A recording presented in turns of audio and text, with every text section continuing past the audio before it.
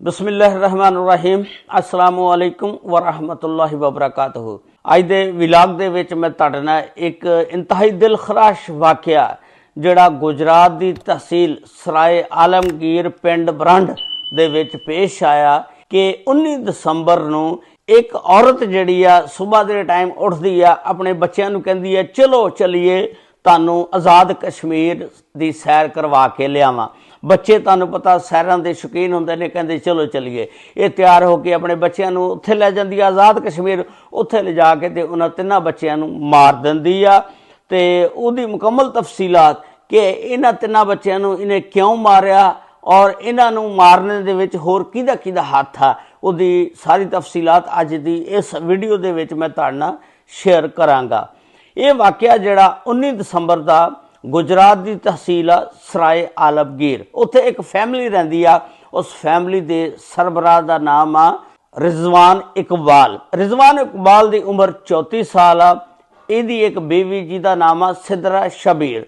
सिदरा शबीर की जिहड़ी उम्र आ वो 26 साल आ। इन्हां दी शादी नूं 8-9 साल हो गए ते अल्लाह ताला ने इन्हां नूं 3 बच्चे दिते।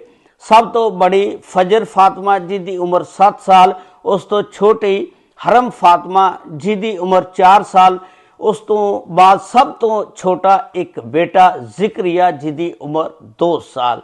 हुण तुसी देखो अल्लाह ताला ने इन्हां 3 बच्चे भी दिते हुए ने। बाद ऐसे लोग हुंदे ने जिहड़े बे औलाद हुंदे ने, सारी उम्र अल्लाह कोलों दुआवां मंगदे रहिंदे ने लेकिन उन्हां कोल औलाद नहीं हुंदी। औलाद की कदर दा उन्हां नूं पुछो। ये मां डैन जिहड़ी आ ना, ये एक टिकटॉक बनांदी सी। टिकटॉक दे उत्ते इहदा एक दोस्त बन गया। उस दोस्त दा नाम सी जिहड़ा बाबर हुसैन। बाबर हुसैन दे नाल इहदे बहुत ज़्यादा ताल्लुकात बन गए, इत्थों तक कि इहदे ताल्लुकात जिहड़े ने प्यार मुहब्बत दे विच तब्दील हो गए। उस तो बाद इन्हें हर रोज़ टिकटॉक के उत्ते उहदे नाल गप्पां शप्पां लाणियां, घर दी हर गल शेयर करनी। को 8-9 महीने हो गए सी कि इहदा शौहर इहदे नाल लड़दा रहिंदा सी कि तू की टिकटॉक दे दुआले लगी रहिंदी आ सारा दिन, ना कोई घर दा काम देखदी आ, ना कोई बच्चों नूं पढ़ा देखदी आ, ना बच्चों की सेहत का ख्याल करदी आ। इन्हां दे दरम्यान तू मैं रहिंदी सी। उस तो बाद ये जिहड़ी सिदरा शबीर सी बाबर हुसैन दे नाल सारियां गल्लां घर दियां दसदी सी, उन्होंने शेयर करती सी कि अज इदां होया, मैं आ फलां जुत्ती लियांदी, फलां सूट पाया, यानी व्हाट्सअप के जरिए उन्होंने दिखाती रहिंदी हुंदी सी। ये 19 दसंबर का वाक़या आ कि सुबह के टाइम जिहड़ा इहदा आदमी रिजवान इकबाल ड्यूटी ते जान लगदा, देखदा कि उहदा बच्चा सर्दी दे नाल कंबण डिया ते ये उन्होंने पुछदा कि बच्चे नूं की होया, सर्दी दे नाल बहुत ज़्यादा कंब रहा। उन्हें कहा कि इनू अज बुखार होया। उन्हें कहा कि इनू सांभिया भी कर, इनू ठंड लग गई आ, तू की करदी आ, तू बच्चों दे नाल सही सलूक नहीं करदी, उन्होंने वेखदी नहीं हैगी, ठंड इनू किवें लग गई आ। ते वो जरा औखा जिहा बोलिया ते अगों सिदरा शबीर भी कहदी कि तैनू अगर इन्ना ही शौक आ बच्चों नूं सांभणे दा, तू नौकरी छड्ड ते अपने बच्चों नूं सांभ ला। उन्हें ना गुस्से दे विच इहदे चंड मारती रिजवान इकबाल ने अपनी बीवी सिदरा शबीर दे। जिस वेले चंड मारी वो रोण लग पई। ये ड्यूटी ते चल जांदा 19 दसंबर नूं। इस वेले ये 19 दसंबर नूं अपनी ड्यूटी ते चले जांदा।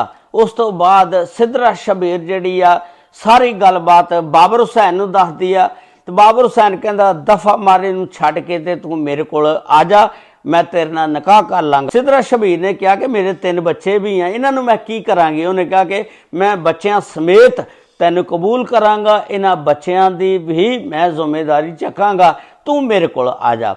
ये जिस वेले रिजवान इकबाल अपनी ड्यूटी ते चल जांदा, पिछों अपने बच्चों नूं कहंदी है चलो बेटा तुहानूं आज़ाद कश्मीर की सैर करवा के लियावां।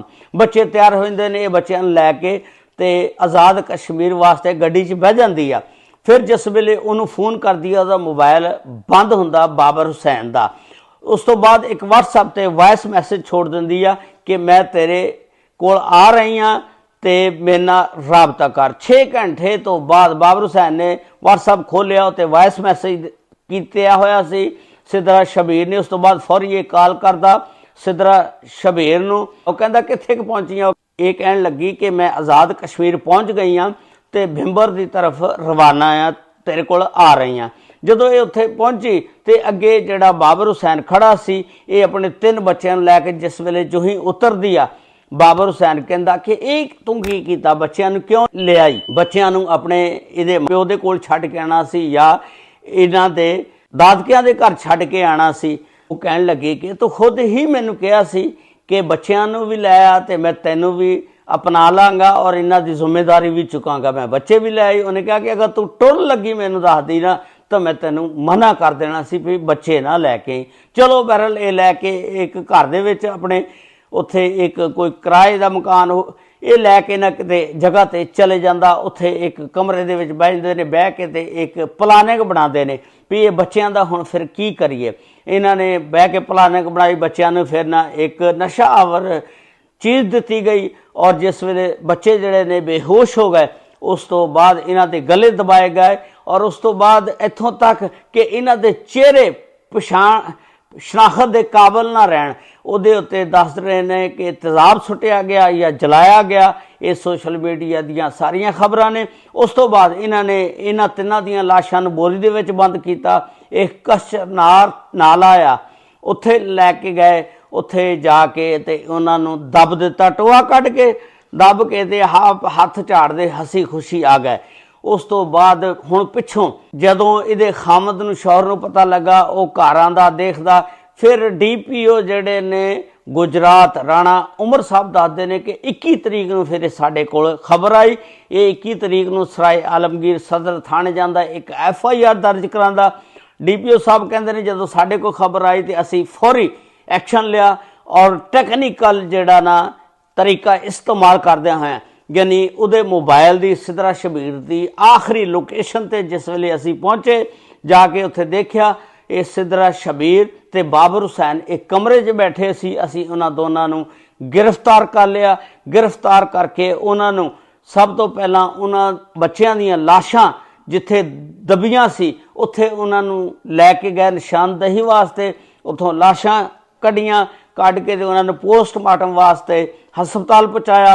उस तो बाद पोस्टमार्टम तो बाद उन्हां दियां लाशां नूं उन्हां दे आबाई गांव ब्रंड सराय आलमगीर पहुँचा दिता गया, जिथे उन्हां दे कफन दफन का इंतजाम करके उन्हां नूं दफना दिता गया।